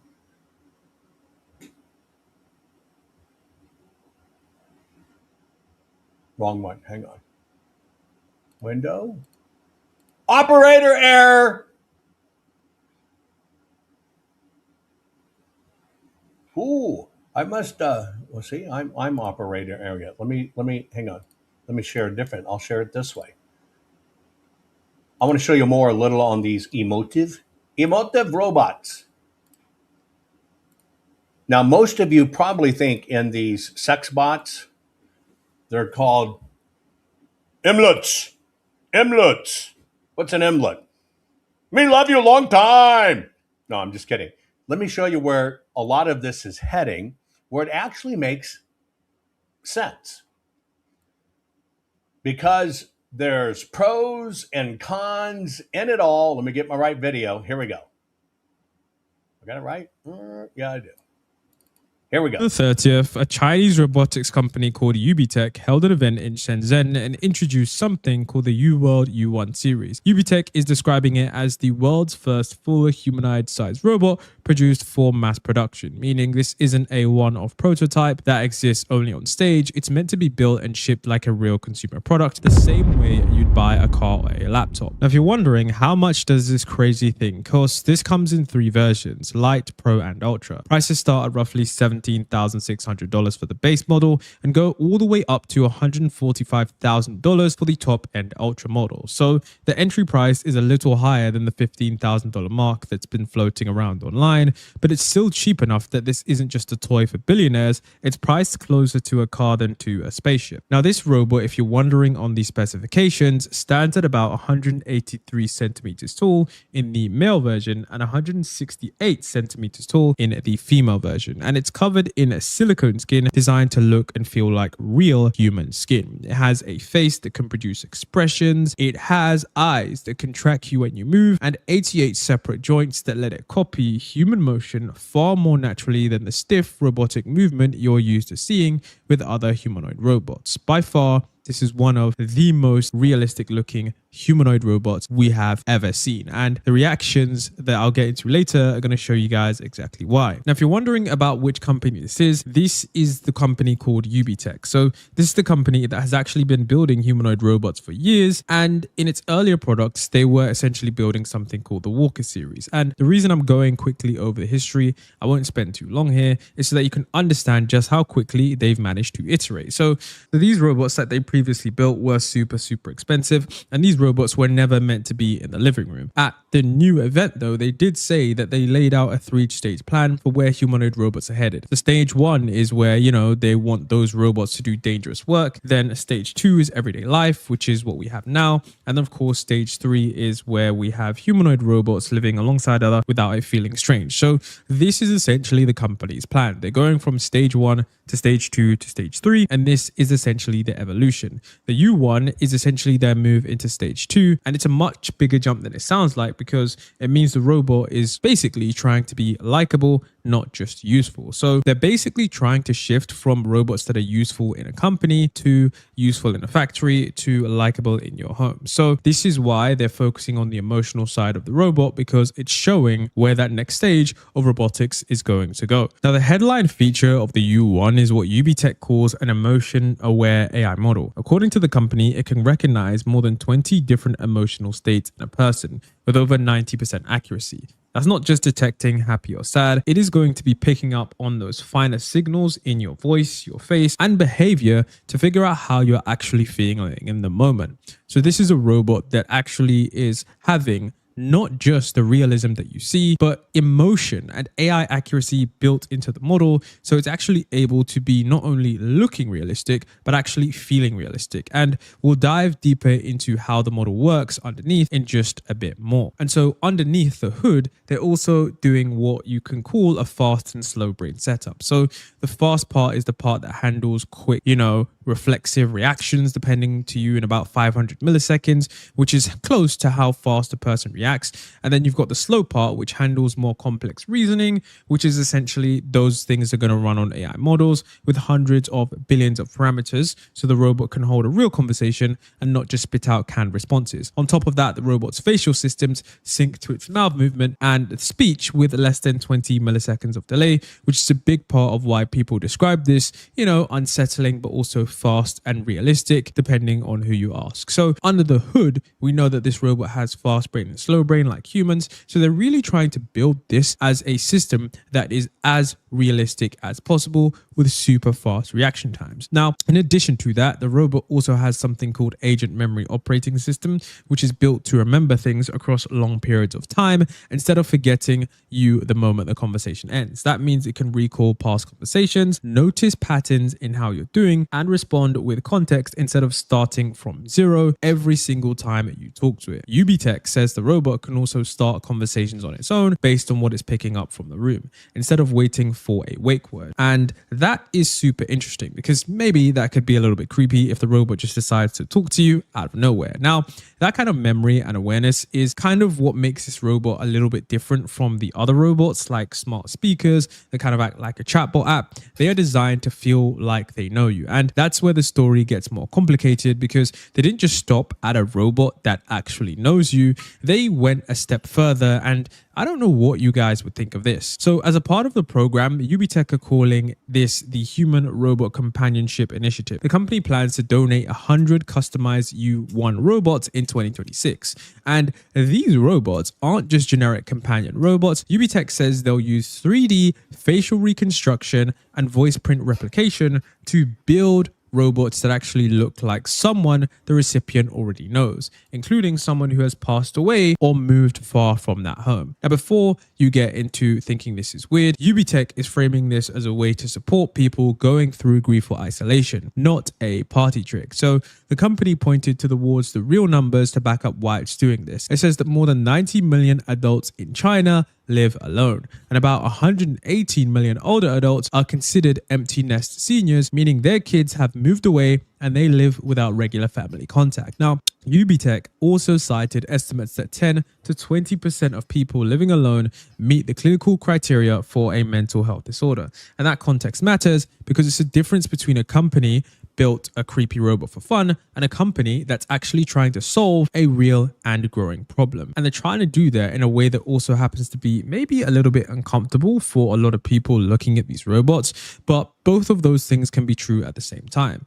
And that's why this is one of the biggest features that people are talking about. They're not just trying to build robots that are just there to help you out. These robots are, I guess you could say, emotional companions. And I think that is one angle you have to look at it because the loneliness crisis is real. Now, I guess we can talk about is, of course, the reactions. Coverage of the launch has been split into clearly two camps. A lot of outlets have focused on the technical achievement, calling it a genuine step towards, humanoid robots. You can see, besides showcasing their new androids, I believe today's UBTech announcement is pushing towards more research areas such as synthetic skin, telepresence, and human-robot interactions. And, some other people are going to be focusing on how strange it is to recreate a person you've lost. And I mean, of course, some people are going to compare this to Black Mirror, And you can see even in this tweet, it is compared to Westworld theme. Now, we also have to talk about, other people who are talking about the skin. You can see Aaron Chen here says that, when he saw the robot in person, he said that, it could maybe look super, super realistic. I mean, the facial timing,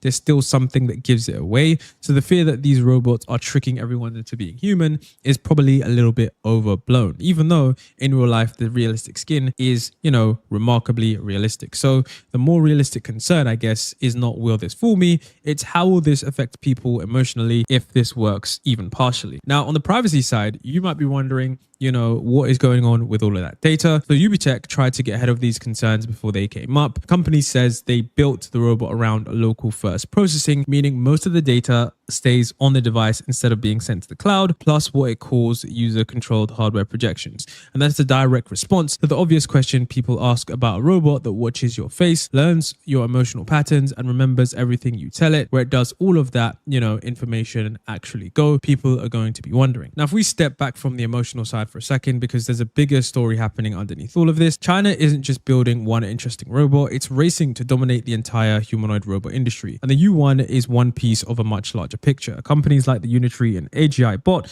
are already shipping thousands of humanoid robots each year, and reports now suggest that Chinese companies control around 90% of the humanoid robot supply chain, from the actuators and motors down to the components that make movement possible. So China is going all in on robotics if you haven't been paying attention, and it looks like they're poised to take over 90% of the market, with honestly projections going even further. Now, let's actually take a look at more on how China is taking over this robotic supply chain. So you can see here that it talks about the fact that China is running the EV playbook on humanoid robots and it's working, and the Chinese companies control 90% of the humanoid robot market, dominating the technology that will reshape manufacturing and labor. And you can see the supply chain control is a big part of why UBTech can sell a robot like this, starting at around $17,600, while companies like Tesla are still working to bring Optimus to market at scale. Morgan Stanley estimated that building a humanoid robot without Chinese-made parts could... Okay. Now we're going to get to the sober conclusion of this. Pop quiz. What was the number one thing you realized about that little video explainer about UB and their products and robotics? What did you notice the most? Put it in chat. What did you notice the most about all of that was being shown to you?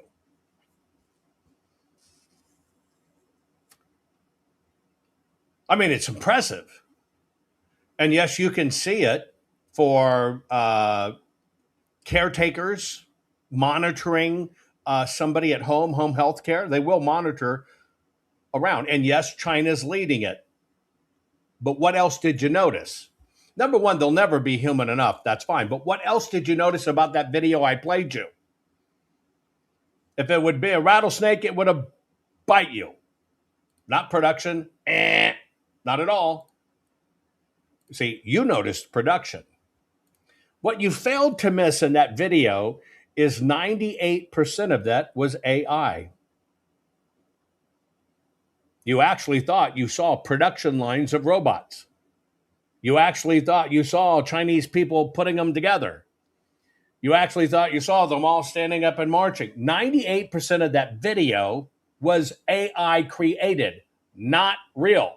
All the technology's real, but that's not what it is. So, another question. On your online daily life in the last 3 years, probably, you've come up with a new question in your mind. When you look at something online, there's a new question that never popped into your head before. What is that question you now ask yourself when you're seeing something online?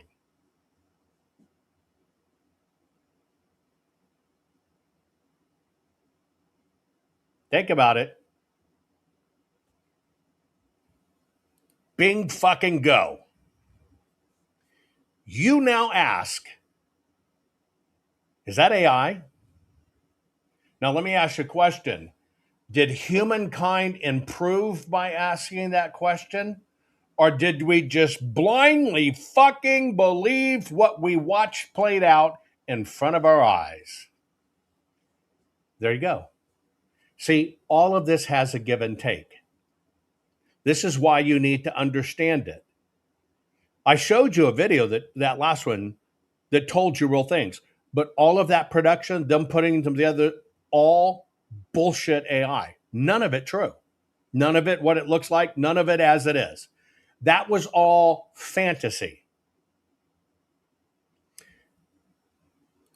We are getting out of this something we desperately need as humans: discernment. Because now you're looking at these things. How much you're looking at it right now? You're looking at it. You're asking, is this even real? That is discernment. In a time when everything has gone wild and we just believe what we read, we just believe what we see in a headline, this is a great gift. God works in a mysterious way of forcing us to slow down and ask, is this even real? Which is what we stopped asking and how we got into this place to begin with. Now, remember how I told you fear is a liar and it activates the enemy? But you're going to upload your soul and it's going to be transhumanism. How long have we been in a dual reporting transhuman state in the United States of America and the globe?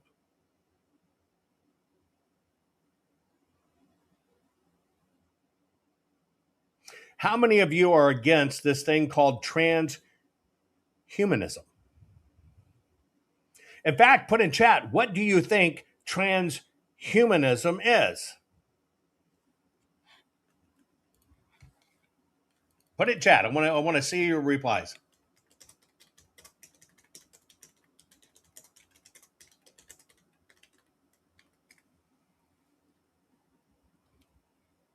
How many of you are against or think it's horrible or think they're going to control us with computer chips? Ah! You see all that shit online?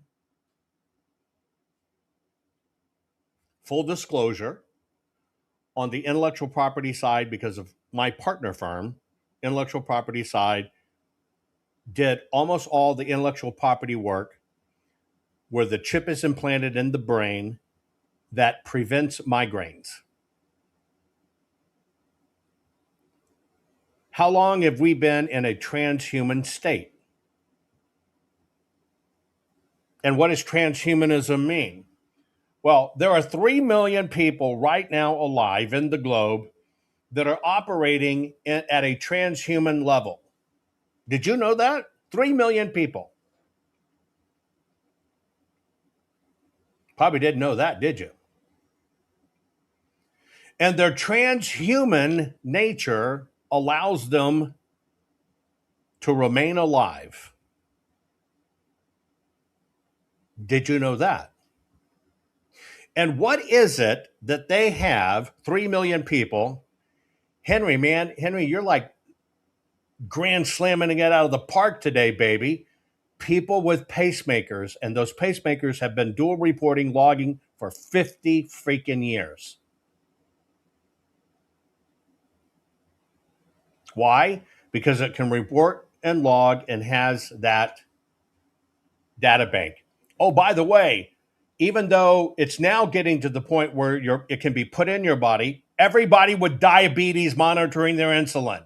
Transhuman! See, nobody freaked out until somebody told you it was called transhumanism, and they sold you a load of fear porn bullshit. Cochlear implants, dialysis, pacemakers. It's already been out there. We've been doing it for 5 decades. But one day, somebody decides to give it a new name and call it transhumanism, and a lot of fraudcasters, BS casters, circle jerk casters, regurgitasters, oh, you're going to change this, you're going to make it robotic. I can't tell you how many times this came up in all of this. Oh, transhuman's going to take your soul and get it. You kind of haven't been paying attention except to social media filling your mind with crap. You probably watched a lumberjack and a kid from Taco Bell in their podcast tell you how transhumanism is going to take over the world.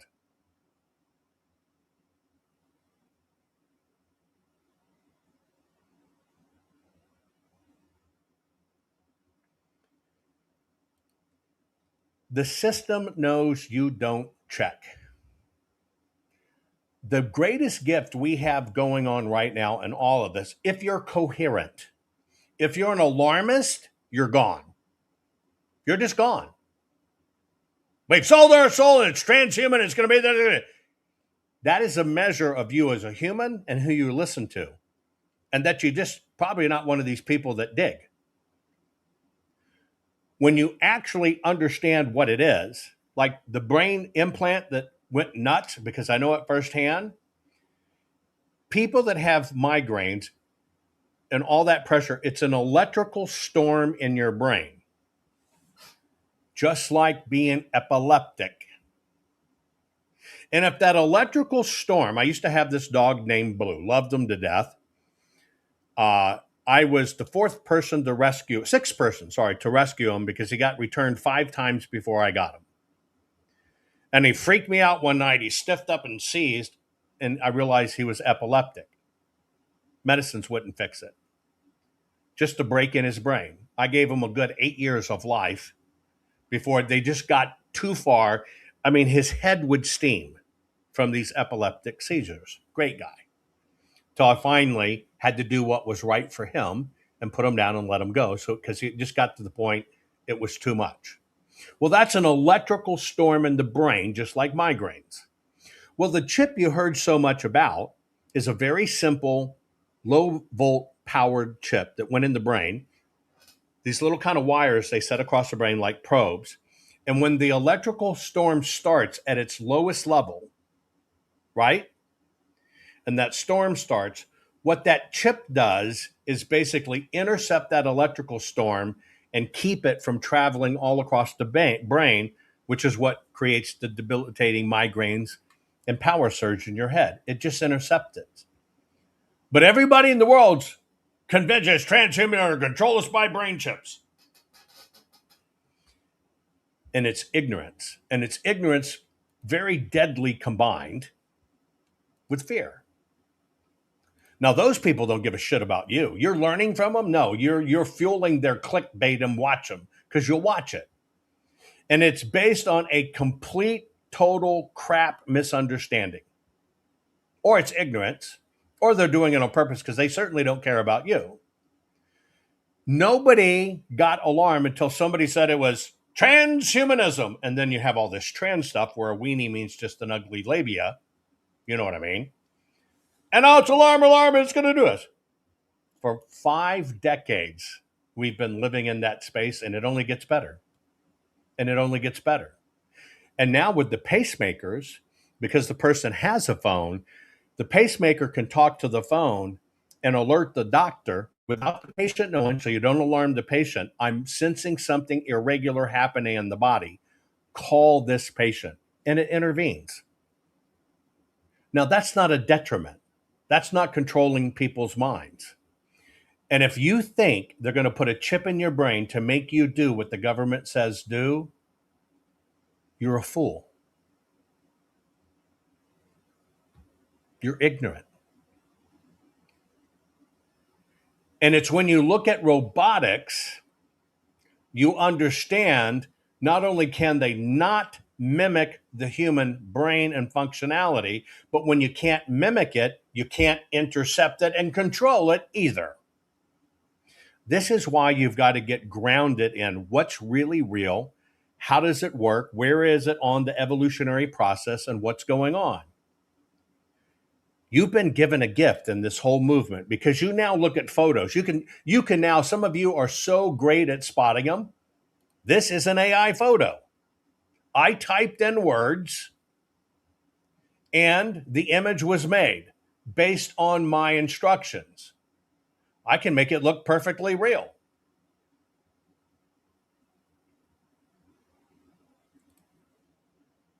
But you now know, because you're human and you have discernment. If you use it, you're better. We're better. We know better. You can look at somebody on Instagram and realize that's a filter making her look so hot. And come to find out, it's a filter. That's discernment. And you know what we need as humans? Far better filters. So at the same time everybody screams about this, humankind has already upgraded. Because you've now asked, is that AI? Is that really real? Am I watching a real video? Yes, some people are slower than others. But in all, with every upgrade in technology, also comes an upgrade of people. If you practice discernment. If you're blind, if you just let technology take over, oh, it appeared on my screen, so it must be real. Yes, we're doomed. But that's not the system's fault. That would only be your fault if you agreed to let it be done to you and to let fear run away with you. I love you all. Hope you enjoyed this. Share this program. Are data centers going to destroy America? Will data centers and artificial intelligence rob our water supplies? Will it drive up our energy costs? What's fact? What's fiction? Here is the truth no one talks about.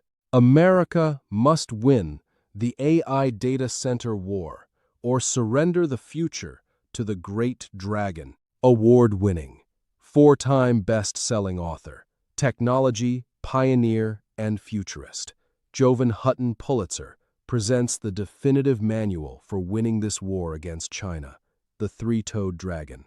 Communist China's secret war to end American AI and data centers. China's relentless drive for AI dominance is no longer a distant threat. Through massive state-backed infrastructure, voracious energy consumption, and strategic control of global supply chains, the CCP is building an unstoppable technological empire. While America debates policy, China executes. This is not another tech trend. It is the decisive battlefield of the 21st century where data centers, power generation, cooling systems, and sovereign energy infrastructure will determine who controls intelligence, economic supremacy, and national security. This fact book, guidebook, handbook, and war plan cuts through the noise with meticulously researched intelligence on the hidden realities of AI data center demands. Exploding power requirements, industrial-scale water usage, heat island effects, liquid cooling breakthroughs, hydrogen and off-grid solutions, semiconductor vulnerabilities, and the strategic choke points China already exploits.